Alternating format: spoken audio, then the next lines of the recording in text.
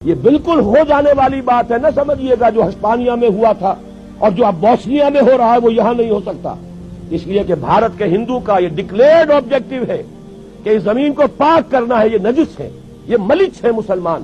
اور ان کو یہاں سے ختم کر کے دم لینا ہے۔ دیو رس کا ابھی ایک سرکولر شائع ہو چکا ہے،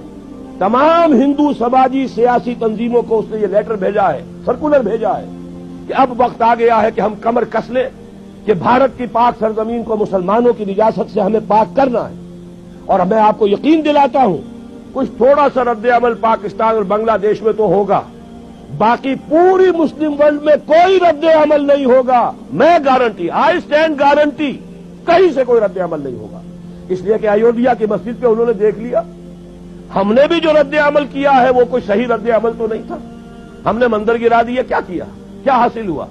بدنامی دنیا میں مول لے لی، دینی اعتبار سے بھی غلط اور دنیاوی اعتبار سے بھی غلط، فائدہ کچھ نہیں، نقصان ہی نقصان۔ لیکن یہ کہ بنگلہ دیش میں ہو گیا، پاکستان میں ہو گیا، باقی پوری دنیا میں کسی نے یہ بھی نہیں کہا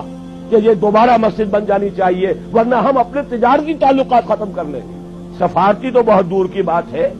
کوئی الٹیمیٹم وار تو بہت دور کی بات ہے، تجارتی تعلقات ختم کرنے کی بھی کسی ایک مسلمان ملک نے دھمکی نہیں دی۔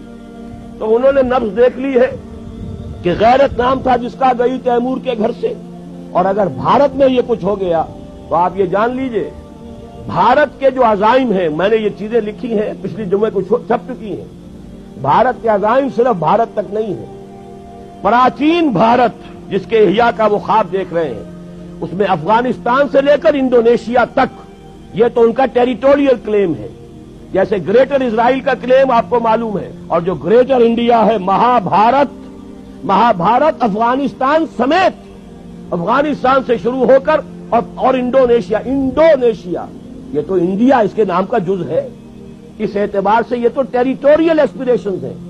جہاں تک ان کا تجارتی اور معاشی دباؤ ہے،